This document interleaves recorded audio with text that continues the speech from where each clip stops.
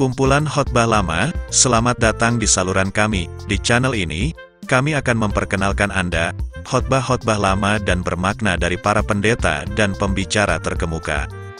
Ini adalah pelajaran abadi yang tidak lekang oleh waktu dan menginspirasi hidup kita. Kumpulan khotbah lama ini dibawakan oleh Pendeta Petrus Agung Purnomo. Judul khotbah, Tingkatan Kasih Karunia. Khotbah lama ini diabadikan pada hari Kamis, tanggal 9 Oktober tahun 2003, khotbah ini sudah berumur 21 tahun namun firman Tuhan selalu baru dan tidak ada yang usang. Ayat nats khotbah diambil dari Yohanes pasal 7, ayat 14, sampai 17 inti dari khotbah ini, Tingkatan Kasih Karunia, bagian 2, subtema, melangkah dalam panggilan Allah. Akhir kata jangan lupa channel kami, like dan subscribe dan bagikan video ini kepada mereka yang Anda cintai. Mari bersama-sama tumbuh dalam iman dan menjadi berkat orang di sekitar kita. Tuhan memberkati. Akeong Production 2024.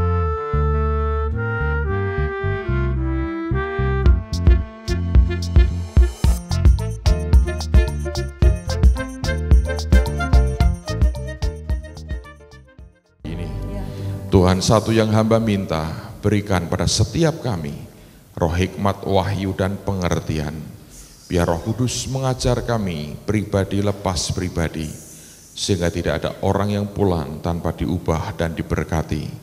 Berikan kebenaran ini mengubah kami dari dalam kami, karena kami tahu semua karena pekerjaan Roh-Mu sendiri.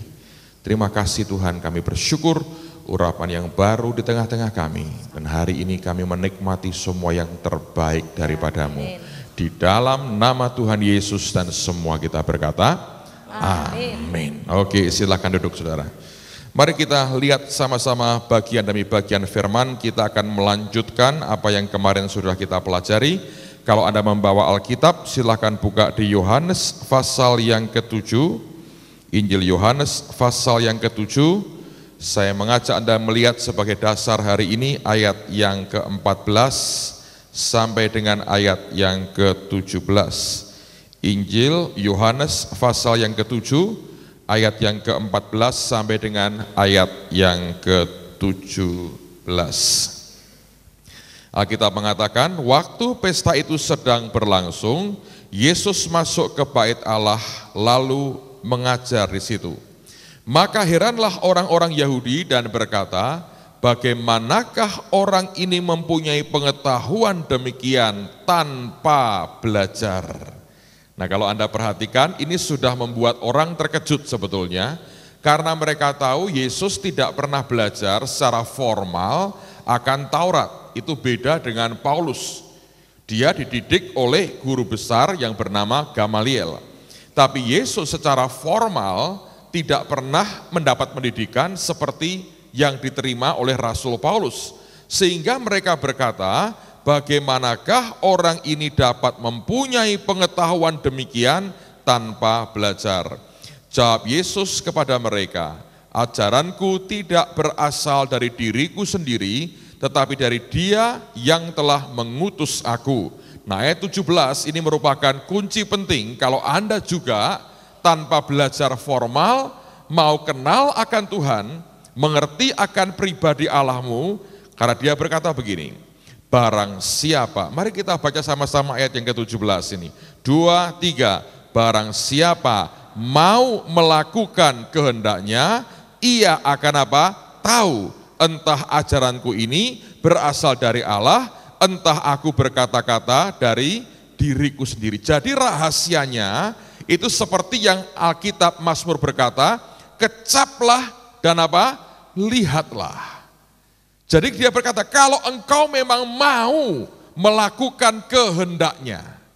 Nah, ini tergantung saudara, mau tidak menjadi pelaku firman, mau tidak melakukan kehendaknya, nanti orang itu akan tahu. Yang Alkitab katakan ini dari manusia atau dari Allah. Jadi Tuhan itu sebetulnya mau tanya, saudara mau tidak jadi pelaku firman? Mau tidak melakukan kehendaknya? Itu kerinduan itu ada tidak dalam kehidupan kita? Karena ternyata tidak semua orang mau melakukan kehendaknya. Karena banyak orang sebetulnya melakukan atau percaya Tuhan itu dengan agenda tersendiri dari hidupnya. Biasanya orang itu punya motivasi tertentu yang manusia lain tidak lihat, tapi Tuhan tahu. Karena itu Yohanes mengatakan yang sama. Satu hari ketika Andreas dan Yohanes mengikuti Yesus, setelah mendengar perkataan gurunya yaitu Yohanes Pembaptis, lihatlah anak domba Allah, Alkitab berkata mereka mengikuti Yesus. Nah, Yesus yang sedang diikuti mereka itu berbalik, tanya ke mereka, apa yang kamu mau? What do you want? Karena itu pertanyaan berlaku buat semua kita. Saudara datang seminggu sekian kali ke tempat ini, yang engkau mau itu apa? Apakah engkau mau yang engkau mau, atau engkau mau yang dia mau? Itu berbeda. Nah, orang yang mau melakukan kehendaknya, Alkitab mengatakan nanti dia akan tahu sebetulnya ini dari manusia atau dari Allah sendiri. Jadi kalau saudara itu rindu sebetulnya, ingin sekali kenal Tuhan, apapun yang dia mau kerjakan, yang dia perintahkan, setiap hari miliki kerinduan, Tuhan berikan kerinduan, aku mau melakukan apa? Kehendak-Mu. Jadi kerinduan hati kita ini menjadi pelaku firman. Nah, sekarang saya mau lanjutkan karena dasar yang kemarin sudah kita lewati, apa yang sebetulnya terjadi. Nah, setelah tanggal 21 lewat, tanggal 22 kami ada acara di Ungaran, tanggal 23 saya dengan istri saya itu terbang ke Surabaya, karena kemarin saya cerita sedikit, visa saya hampir habis, saya perlu perpanjang visa untuk ke Amerika karena nanti akhir bulan ini saya mesti ke sana untuk pelayanan. Lalu kemudian pada waktu kami di dalam pesawat itu, di atas pesawat terbang, saya berdoa dengan Tuhan, karena ini barang aneh buat saya. Saya bilang begini, Tuhan, aku ini sudah mengajar soal iman. Aku juga ngajar soal level of expectation. Baru kemarin saya ngomong di sini. Sekarang ini tidak masuk perhitungan semua. Karena levelku itu hanya angka 4, engkau beri angka 21. Jadi itu bukan di atas, jauh di atas level of expectationku. Jadi yang tak ajarin itu salah atau benar sebetulnya? Kalau salah ngajar kan repot, saya harus ralat hari ini kepada orang-orang Cirebon, sorry, hapus semua kasetnya, itu salah. Tuhan berkata, yang kamu omongin tidak salah. Tapi aku membawa kamu dalam pengalaman yang lebih lagi. Nah, saya bilang begini, tapi ajarin aku dong, ini pengalaman lebih ini maksudnya apa? Aku nggak ngerti ini, kagak ngerti ini. Lalu kemudian Roh Kudus berkata begini, kamu ini hambaku, tapi kok tidak ngerti firman. Ya, saya ngomong terus terang, ya kalau engkau tidak membuka mana ada orang tahu. Dibaca berabad-abad, orang tidak tahu maunya Tuhan itu apa. Tapi kalau engkau menjelaskan dan engkau ngomong seperti sekarang ini, nanti aku tahu Tuhan.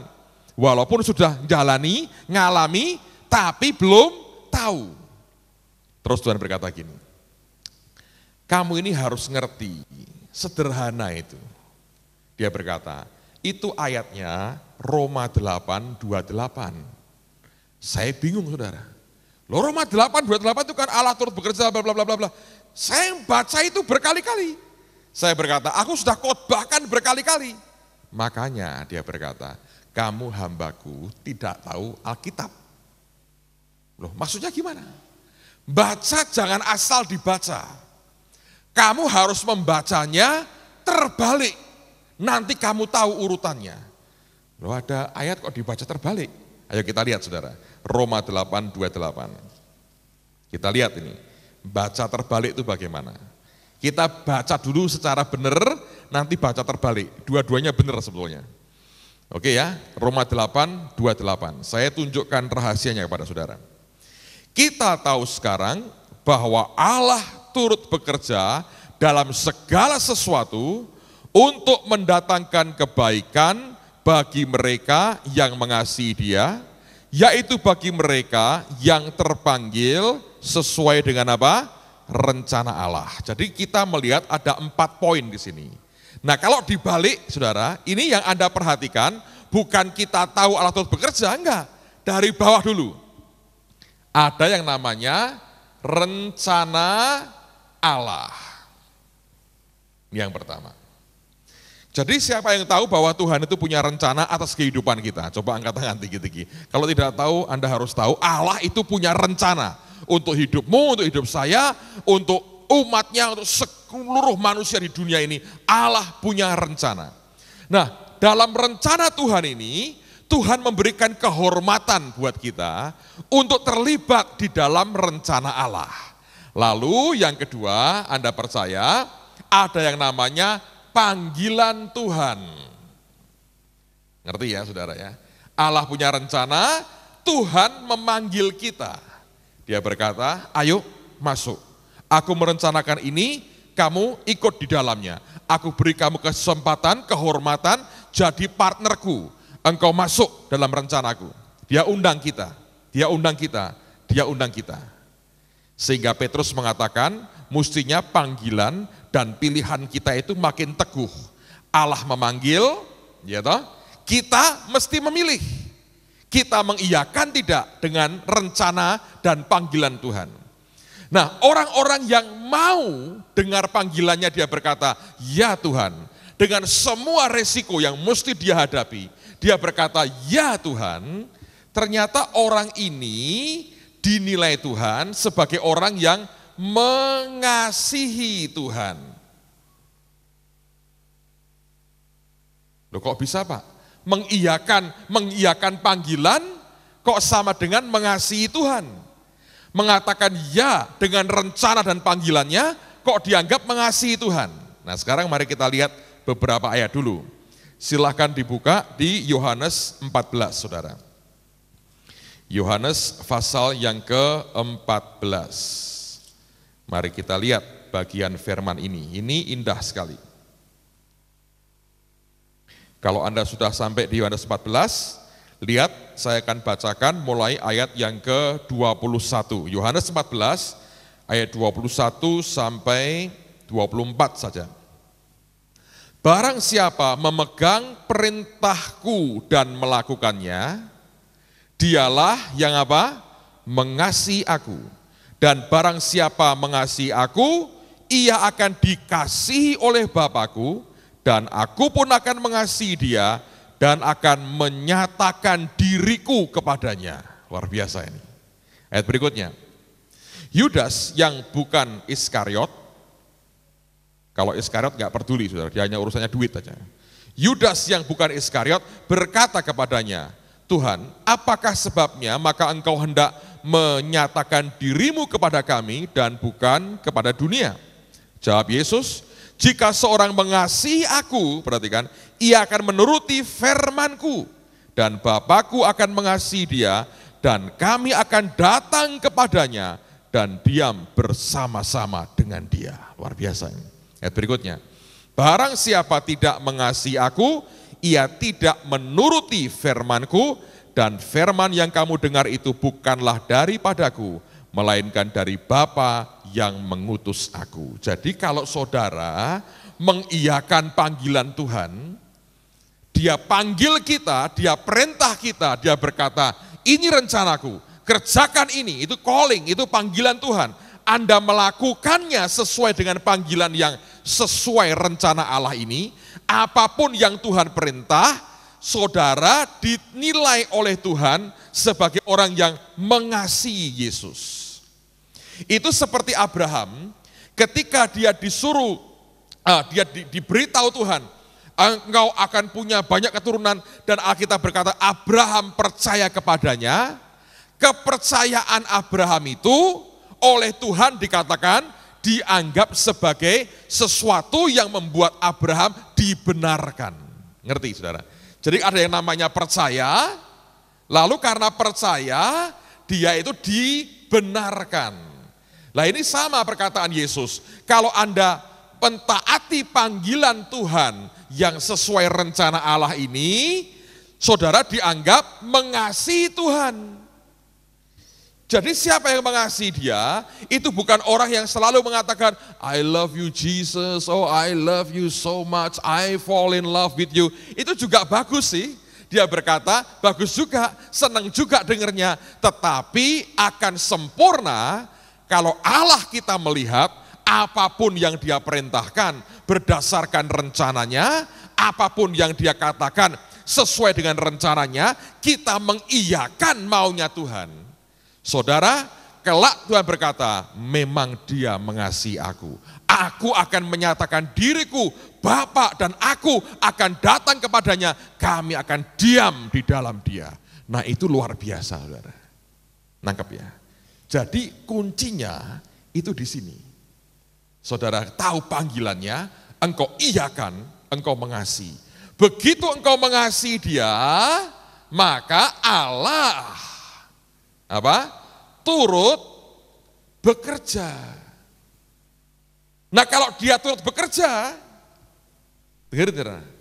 tidak selalu perlu iman kita. Sebab dia Tuhan. Dia bisa berbuat apapun yang dia mau. Ini kerja untuk mendatangkan kebaikan. Mesti hasilnya baik. Loh Pak, kan semua tergantung iman kita. Tidak selalu, saya buktikan. Ada anak muda mati di kota Nain. Ibunya janda nangis, ya toh? Anda tahu? Rombongan besar ngikuti, gotong mayatnya. Yesus lihat rombongan itu. Apakah si mati ini beriman akan sembuh? Tidak, sudah mati. Apakah ibunya beriman? Tidak. Ngerti Yesus pun indikasinya tidak. Waktu lihat orang nangis, Alkitab berkata, tergeraklah hatinya oleh belas kasihan. Imannya siapa itu? Yesus toh? Benar? Kerja enggak Tuhannya? Kerja. Sembuh enggak orang itu? Sembuh.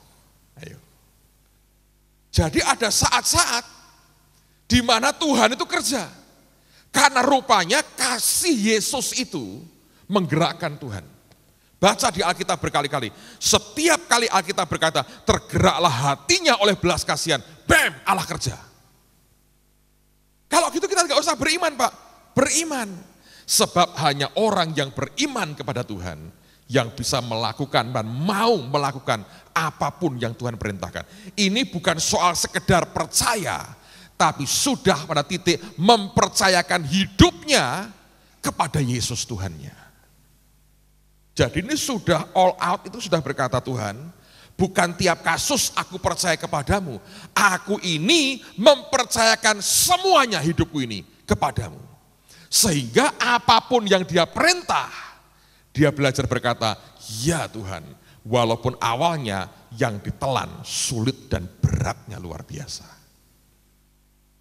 Jadi kalau saudara ingin lihat Allah turut bekerja, Anda harus kembali ke yang pertama. Sadari Tuhan kita punya rencana atas kehidupan kita. Dalam rencananya dia memberikan kehormatan buat kita. Jadikan kita partnernya. Dia mulai panggil kita, dia perintah kita, ada firman buat kita. Orang yang mengiyakan panggilan Tuhan, orang itu adalah orang yang mengasihi Tuhan. Dan orang yang mengasihi Tuhan, Allah turut bekerja. Simpel kan? Kalau ini saudara, sudah ini yang Kenneth Hagin almarhum berkata, God kind of faith, jenis imannya Tuhan.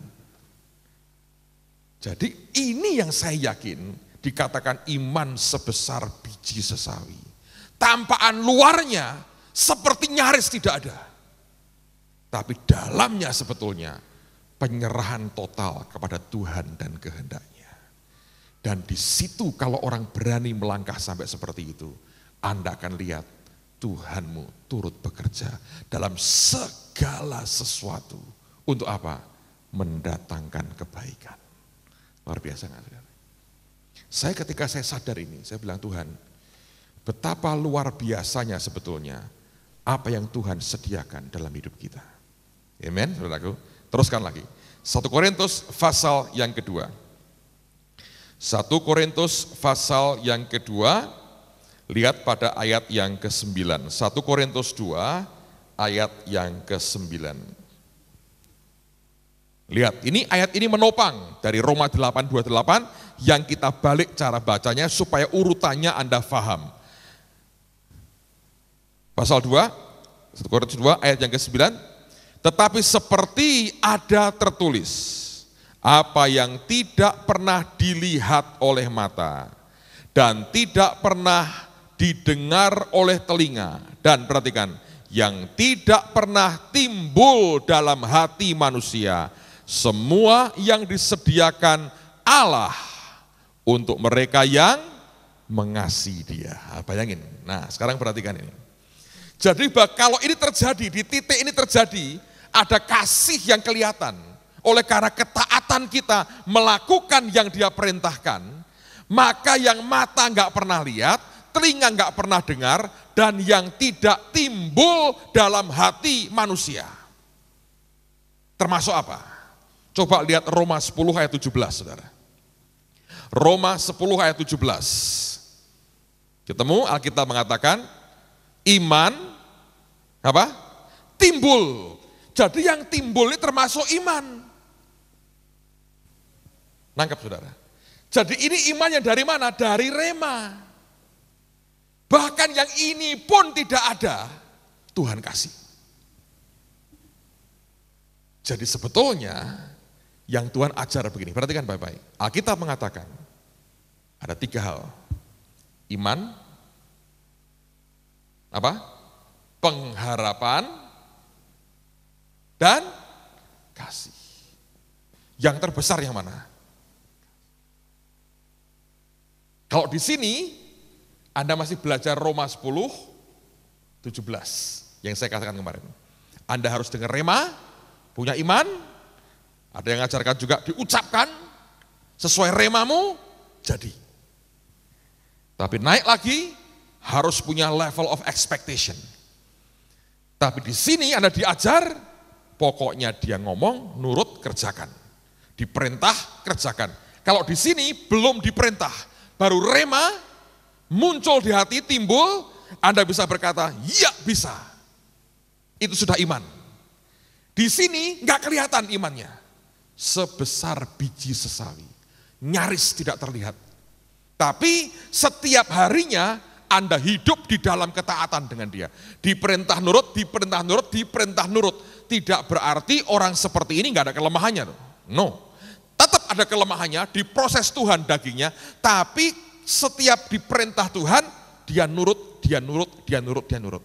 Ketika dia kerjakan sebagai bagian dari hidupnya, Tuhan berkata, orang ini mengasihi aku. Bukan sesekali nurut, saudara. Harus sampai jadi gaya hidup, diperintah nurut, diperintah nurut, diperintah nurut. Dan di situ Allah berkata, engkau mengasihi aku. Begitu engkau mengasihi Tuhan, Allah sediakan yang mata enggak pernah lihat, telinga enggak pernah dengar, dan tidak timbul dalam hati sama sekali. Dia berkata, aku berikan itu. Makanya itu semua ini tidak ada yang salah. Tapi ini ada grade-nya, ada level-levelnya ternyata. Saudara harusnya minta Tuhan bawa aku naik ke sini. Ini makin tidak berkeringat sebetulnya. Kalau di sini Anda perlu believing and speaking itu, yaitu percaya dan berkata-kata. Aku percaya begini, aku percaya. Tapi yang Anda akui harus yang sudah diremakan Tuhan dalam hidupmu. Tidak sembarangan Anda hanya mengucapkan seperti maumu sendiri. Nangkap. Tapi kemudian di sini Anda diajar untuk punya level of expectation. Dan di sini Anda sudah lost control, saudara. Tinggal gaya hidupmu ditata, dibawa Tuhan dalam ketaatan demi ketaatan. Itu akan diakumulasi Tuhan sebagai mengasihi Tuhan. Dan ternyata ini besar sekali bonusnya. Kalau saya renungkan, saya berbilang, Tuhan apa yang engkau mau sih sebetulnya dengan semua peristiwa ini sebetulnya apa yang Tuhan mau dalam kehidupan saya dan kehidupan kami semua. Dan Tuhan bukakan sebetulnya banyak hal. Dari awal engkau mau taat dengan apa yang aku perintahkan. Saya pernah ceritakan kepada saudara tuh, setelah perjanjian dengan jual beli tanah kami selesai, kita nggak punya uang, saudara, pada waktu itu. Dari 8,2 miliar, kami punya semiliar waktu itu, kurang 7,2. Dalam negosiasi yang ada, kami boleh bayar 2,5 tahun tanpa bunga. Nah setelah itu kita sudah habis uang, kita nggak punya apa-apa. Lalu kemudian tiba-tiba saya ingat sesuatu. Lalu saya ngomong dengan teman-teman, orang Kristen, gereja, anak Tuhan, kalau butuh uang jangan cari uang. Kita kalau butuh uang, nabur supaya kita menuai. Lalu beberapa teman saya berkata, Pak, kita sudah nggak punya apa-apa, sudah ludes semua habis persediaan kita. Saya bilang memang kalau orang pas waktunya mau nabur itu kok lupa bahwa dia masih punya sesuatu, ya toh? Kalau lagi nggak pengen nabur kok ingat bahwa kita masih punya banyak, saudara, ya itulah manusia kita. Saya bilang 2 tahun lalu saya berkata, ada orang Jakarta ngasih kami rumah di Jakarta, kecil tapi 4 lantai, ramping gitu 4 lantai. Itu kalau dijual ratusan juta. Tapi tidak cukup untuk kita bayar tanah yang ada. Saya bilang begini, ini waktu hari Rabu. Kenapa kita tidak tabur aja ini sudah? Toh nggak cukup. Lalu tabur kemana? Ya saya mau tabur ke Jakarta. Jumat nanti saya bilang saya akan terbang ke Jakarta, ada hamba Tuhan, ada proyek di sana. Kalau kalian setuju, saya tergerak tabur ke dia aja. Mereka berkata, setuju. Itu kan kayak orang gila, saudara. Anda butuh uang 7,2 miliar, Anda punya potensi jual barang ratusan juta rupiah, Anda buang. Bisa nggak? Gila kayak begitu. Sebab kalau diomongin tok begini, enak. Tapi dari sini ke sini, itu masalah. Itu harus jadi gaya hidup. Tapi saya bersyukur, saya nggak tahu entah mereka segan sama saya, I think tidak, aku rasa dari hati mereka. Mereka berkata, oh silakan Pak. Ajaib saudara. Baru punya niat, makanya kalau sudah baru mau melakukan kehendakku aja, sudah tahu. Baru punya niat. Tuhan lihat niat kita, dia berkata ini tulus, tidak politik dengan aku. Kemisnya ada satu ibu, beri kami 2 bidang tanah. Diberikan sertifikatnya 2, berkata, Pak Tuhan suruh kami suami istri nabur tanah ini untuk gereja. Kami tanya, ibu tahu nggak? Kita baru beli tanah, tidak tahu Pak. Tuhan yang bicara, pokoknya ini tanah untuk gereja. Jumatnya saya dengan istri saya ke Jakarta, sampai di hotel, di lobi, ditunggu satu ibu setengah bayar. Dikejar, saya pikir mau konseling. Dia bilang, Pak saya harus ngomong dengan Bapak. Dia keluarkan dari tasnya yang gede. Saya sampai kaget, gemetar saya lihat itu. Dia berkata, sudah 2 minggu saya tidak bisa tidur dengan nyenyak, karena Roh Kudus terus kejar saya, bilang ini tanah untuk Bapak dan gereja Bapak. Saya bilang, Ibu tahu nggak, kami baru beli tanah. Tidak tahu Pak, yang penting saya mau tidur enak, tolong diterima. Itu harganya 1 miliar lebih saudara. Ayo. Jumat saya serahkan ke hamba Tuhan itu. Wah dia kaget-kaget saudara, ada orang ngasih rumah ke dia. Tapi sejak hari itu, I think sampai hari ini, kami sudah terima lebih dari 20 sertifikat rumah dan tanah. Dan itu hampir semua belum kami jual, saudara. Yang kemarin saya ceritakan yang masuk itu dari janji iman dan kontannya itu, sebetulnya tidak termasuk tanah-tanah yang kami ada. Paling 1-2 yang terjual, yang lain sebagian besar belum terjual sama sekali. Jadi masih di tangan sekepok ini, saudara. Ayo, Anda mau belajar taat begitu? Saya ngalami kan, diberi rumah, diberi tanah sama orang, terus. Bulan lalu di Jakarta, ada orang datang ke saya habis seminar, dia kedatangin saya, Pak, saya mau ngomong sebentar. Oh ya boleh. Saya punya utang Pak, 200 juta, tidak bisa bayar saya. Saya punya tanah, saya mau jual nggak laku. Kalau ini laku, beres Pak utang saya. Saya nggak tahu harga tanahnya. Saya bilang gampang toh, bayar aja sama tanahmu. Wah jangan Pak. Kenapa? Saya bilang, nilainya 1,2 miliar tanah saya. Oh ya jangan, saya berkata. Terus dia ngomong gini, Pak, gini aja Pak, kami suami istri sepakat, ini tanah, saya taburkan ke tempat Bapak bangun gereja. Ayo, saudara, mau nerima gak? Saya ini belajar gini, dia ngomong gitu, saya bilang, Tuhan ini bagaimana? Roh Kudus berkata, emosi Saya 2 kali terima orang ngasih rumah, tidak punya pekerjaan, cuman itu yang dia punya, rumah satu-satunya. Dia malah berkata, terima. Kali itu dia bilang, emosi, jangan terima. Saya bilang, Tuhan berkata kamu emosi, tidak saya terima, karena bukan dari Tuhan. Terus gini, bukan ya dari Tuhan Pak, senang tuh. Tidak jadi hilang tanahnya itu. Berarti memberi dengan spekulasi, bukan karena kasih. Untung saya tolak. Kalau saya terima, itu menghalangi berkat Tuhan. Jadi ada yang harus diterima, ada yang harus ditolak. Saudara mau jadi pelaku? Mau ngomongnya. Ayo. Kalau hari ini yang apapun yang engkau minta paling berharga diminta, wah itu iblis Pak, mesti itu dalam nama Yesus saya tengking tuh. Kalau orang memberi saya semiliar, lah itu Tuhan Pak. Itu banyak macam yang gitu saudara, ngerti? Jadi orang itu hanya cuma ngomong tok, tapi tidak mau jadi pelaku. Ada cerita di Amerika Latin, ada satu pemuda namanya Pedro. Pedro ini dibimbing oleh seorang pastor atau seorang pastor Katolik ya. Lalu kemudian si pastor ini ngajari Pedro ini kikirnya luar biasa. Tapi dia miskin, dia hanya punya 2 ekor ayam. Lalu pastornya ini ngomong begini, Pedro, kalau seandainya Tuhan memberi engkau 1000 ekor sapi, apakah engkau rela Pedro memberikan 500-nya bagi Yesus? Si Pedro berkata, Pastor, kalau Tuhan memberi aku 1000 ekor sapi, dengan sukacita aku persembahkan untuk dia yang 500. Wah bagus Pedro, kamu memang murid yang luar biasa. Dia bilang, Pedro, ya toh, apapun yang Tuhan katakan, saya kerjakan. Pastornya berkata, Pedro, kalau Tuhan memberi engkau 100 ekor babi, apakah engkau sedia memberikan yang 50 bagi Yesus? Dia bilang, jangan khawatir pastor, yang 50 saya persembahkan.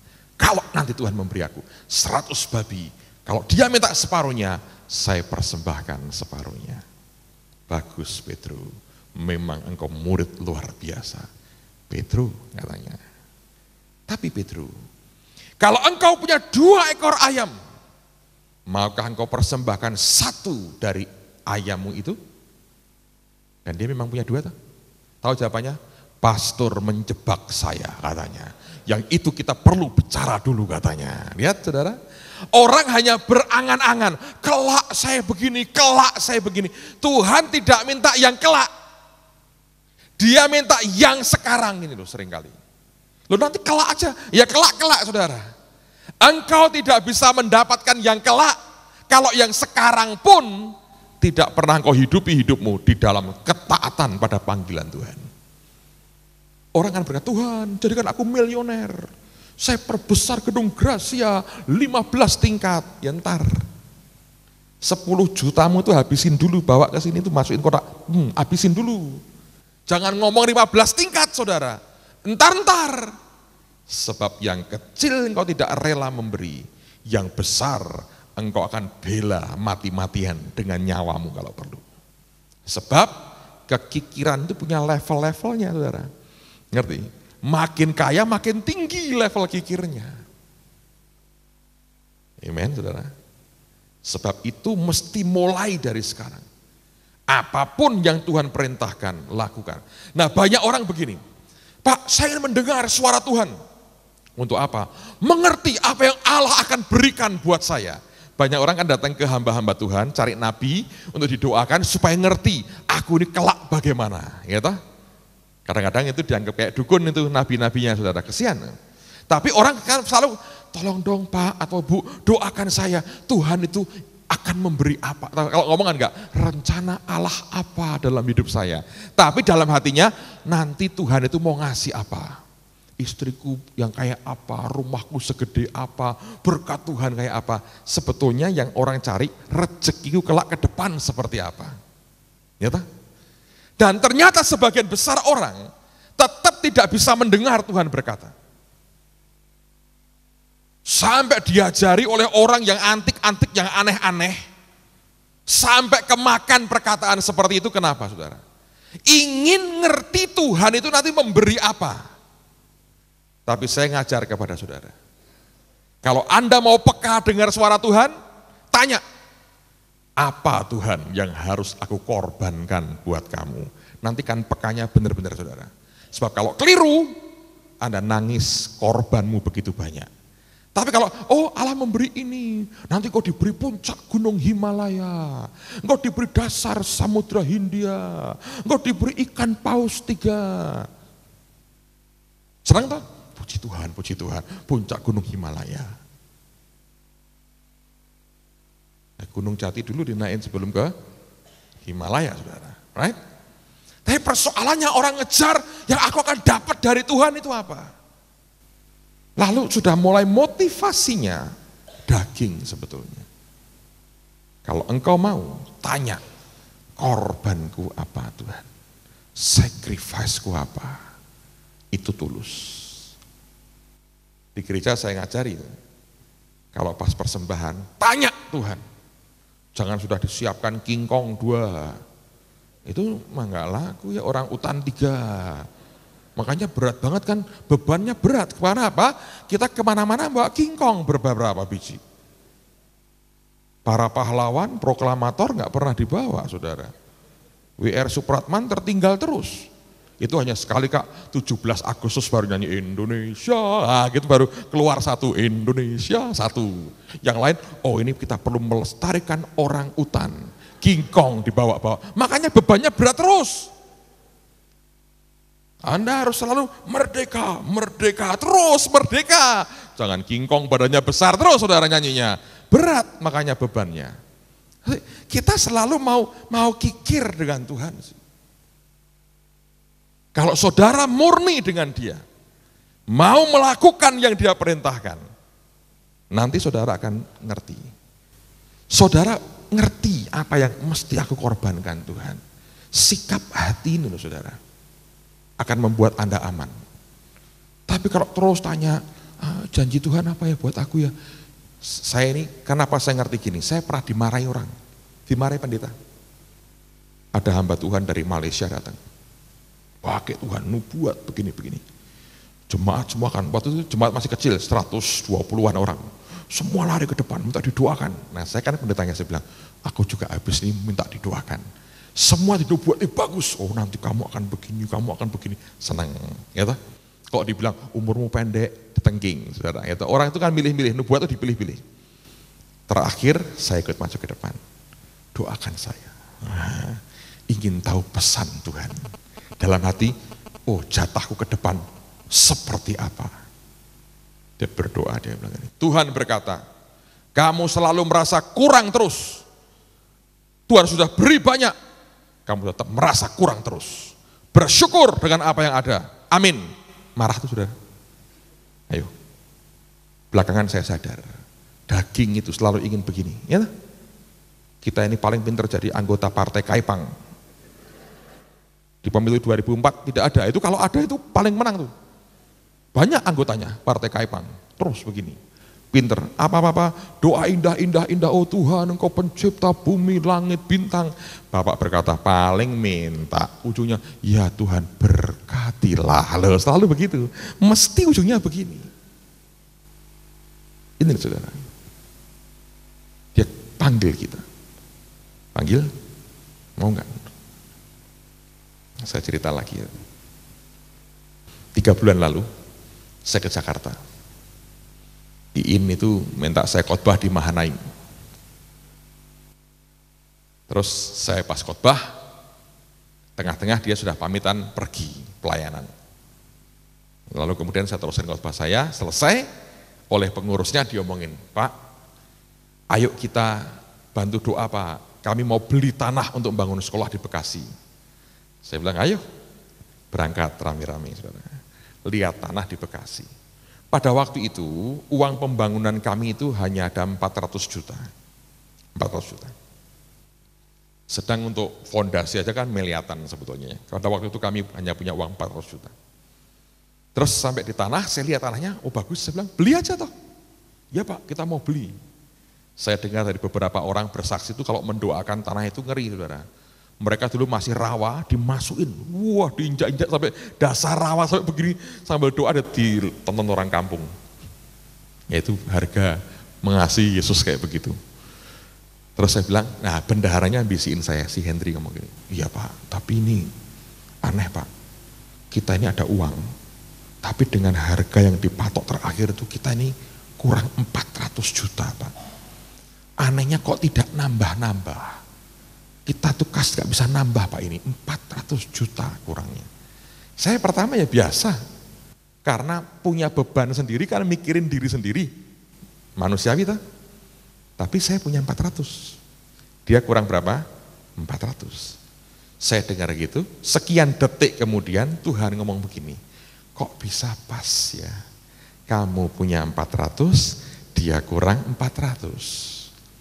Anda kalau dengar gitu, jangan pura-pura goblok, saudara tanya, maksudnya apa Tuhan? Goblok bener itu. Sudah tahu itu maksudnya apa. Karena Tuhan tidak pernah iseng-iseng kayak begitu, saudara. Cari masalah itu nggak pernah. Dia kalau ngomong, saudara mesti ngerti. Ngeraba itu dalamnya itu ngomong apa. Kalau luarnya ngomong sama saya gitu, kok bisa pas ya? Itu kamu punya 400, dia kurang 400. Ngerti toh? Artinya apa? Suruh ngasih. Lah kalau 400 ribu nggak apa-apa. Si pek piau, saudara. 400 juta. Anda mau gelinding dengan Tuhan? Gelinding no ini kerikilnya surga. 400 juta. Artinya kalau saya serahkan, kas kami jadi 0. Nanti jemaat ngomong apa? Ini pendeta gila. Uang pembangunan 400 juta diserahkan semua. Tapi ya heran ya, anugerah Tuhan bagus. Jadi kalau berdoa paksakanlah rencanamu itu bagus juga tuh, karena itu nyelubungi hati ternyata. Sehingga sudah dicepit begitu rupa, nggak bisa gerak tuh. Nggak bisa mikiran, nggak bisa kemana-mana. Saya terus terang ngomong, nah gedung Semarang bagaimana Tuhan? Itu urusanku. Toh uang 400, nggak bisa untuk apa-apa, gitu. Kamu beli tiang pancang aja nggak cukup, mau kamu apain? Kalau aku tidak nambahin, ya seumur hidup 400 juta, tidak akan bertambah. Tapi kalau kamu persembahkan ke sini, dia beli tanah, selesai urusannya, nanti kamu aku urusin. Ya memang betul, tapi jemaatku ini menjelaskannya bagaimana? Nah waktu itu project manager gedung kami Holy Stadium ikut saya, Pak Sugiyarto. Saya panggil, saya bisikin, Pak Sugi, Tuhan ngomong begini, menurut Anda baiknya bagaimana? Sebab kamu project manajernya. Kalau saya lepas, kamu sekarang punya dana 0. Kalau enggak saya lepas, Tuhan ngomong gini, kamu bagaimana? Dia bilang, ya betul juga Pak. Untuk apa kita uang 400? Buat Bu Iin selesai urusannya. Buat kita nggak jadi apa-apa. Jadi maunya gimana? Kasihlah Pak. Habis lah, biarin. Itu ya, bagus saya bilang. Habis ya, habis. Saya ngomong sama pengurusnya Mahanaim. Enggak, sebelumnya saya doa dulu. Yuk doa. Cepat doa saya. Setelah ada semenit, amin. Dia bilang, Pak cepat banget, sudah dapat jawabannya. Wah hebat toh. Apa Pak? Saya cerita, nanti kalau mau transaksi, Bu Iin suruh telepon saya. Kami yang selesaikan yang 400 juta. Haleluya, lompat-lompat toh saudara. Saya bilang, iya lu haleluya, duitku habis. Ayo, kayak orang gila. Bangun, uang dihabisin. Saya belum ngomong ke jemaat tuh saudara, nanti minggu baru saya ngomong. Daripada ribut duluan ya toh, mereka berdosa. Setelah ada buahnya baru tak ceritain. Kan ketawa-ketawa, ya bener Pak, bener. Ya bener karena saya tahu endingnya. Coba mereka yang jalani saudara. Lain cerita kan, berantem dulu kan.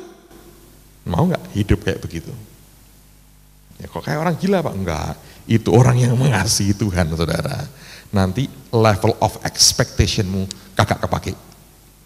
Sebab Tuhan bawa naik.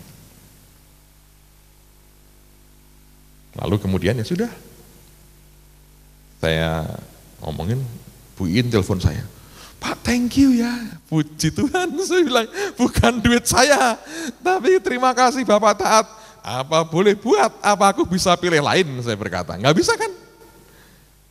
Ya udah, kira-kira 2-3 minggu saudara, dia telepon saya benar, heran setelah disediakan cepat ngurusnya saudara. Lalu dia telepon pagi-pagi itu, Pak ini hanya ngabari saja, kita nanti beberapa lagi mau transaksi. Oke, saya berkata, saya kirim hari ini. Saya telepon kantor, saya kirim. Game over, habis, nol betul. Saya bilang, sudah lah Tuhan, kita habisin ini. Ini kalau yang lain, jemaat tahu, ini kayak orang gila ini. Tapi pengurus yang lain saya ceritain, diam saudara mereka. Ya sudah Pak, ya sudah. Tapi diam, saya ngerti itu mereka bergolak sebetulnya. Jujurnya saya tahu. Tapi mau apa? Udah dikirim baru cerita. Untung mereka bukan kaum pemberontak, saudara. Nggak ada sidang, kemudian nyidang pendetanya. Sebab memang saya punya otoritas, kalau nabur, saya punya hak. Seperti yang Tuhan perintahkan. Kalau dipakai sendiri, kita ada aturannya, supaya jelas. Nah, saya bersaksi pada saudara, begitu itu uang lepas hilang, Tuhan ganti, itu masuknya ngalir cepat saudara, terus sampai kita bisa fondasi, ada uangnya. Sekarang orang mulai beri janji iman dalam bentuk begitu besar, orang tambahi begitu banyak sertifikat, rumah, ada tanah, ada mobil dipersembahkan. Saya lihat Tuhan, Engkau yang turut bekerja. Nangkap saudara. Jadi kalau Anda mau yang begitu, ya harus ngikuti ini. Ada urutannya. Tidak punya pilihan lain. Wah, saya berat Pak 400. Nanti kan dia mulai dengan yang sederhana. Tidak 400, cukup mulai dengan 4 miliar saja saudara. Tapi saya beritahu ya, semua harus mengizinkan Tuhan didik kita. Dari yang simple terus sampai jadi gaya hidup saudara. Nangkap saudara, sampai jadi gaya hidup. Nanti kalau sudah jadi gaya hidup, Anda akan lihat, waduh, hidup itu merdeka luar biasa. Nanti Anda tahu perkataan Tuhan, tinggal 3 hal ini, iman, pengharapan, kasih. Yang terbesar di antaranya apa? Kasih. Dan Paulus mengatakan, kasih tidak berkesudahan. Bahasa Inggrisnya bagus. Love never fails. Kasih tidak pernah gagal. Nanti saudara, kalau Anda bisa memahami ini, simple ini ngomongnya. Kurang simple pelaksanaannya. Tapi kalau Anda mau punya iman simple, isi dalam anugerahnya, bisa. Amen, saudara. Ayo, ikuti. Rencananya, dia panggil kita mengiyakan, setiap diperintah kita aminkan. Tuhan berkata, kamu mengasihi aku. Karena engkau mengasihi aku turut bekerja. Kalau aku turut bekerja, yang mata tidak pernah lihat, telinga enggak pernah dengar, dan tidak pernah timbul dalam hati manusia, aku sediakan bagi hidupmu. Amen. So, renungkan baik-baik. Saya tahu ini gampang diomongin, tapi enak kalau dijalani, saudara. Ya pertamanya nggak enak, hilang 400 juta, hilang. Tapi saya berkata, Tuhan, aku berterima kasih. Rupanya 400 juta itu harus dikuras dulu, supaya dia berikan air berkat yang segar. Ini gimana Pak berikutnya? Ya nggak tahu saya. Lihat saja, wait and see. Jangan cari-cari perkara, saudara. Tapi nanti kalau ada waktunya dia bilang, lu habisin lagi, ya habisin lagi. Mau apa? Apakah kita punya pilihan sebetulnya? Nggak ada toh. Sebab pekerjaan Tuhan sempurna dibandingkan pekerjaan manusia kita yang tidak akan pernah sempurna adanya. Amen. Ayo berdiri sama-sama saudara.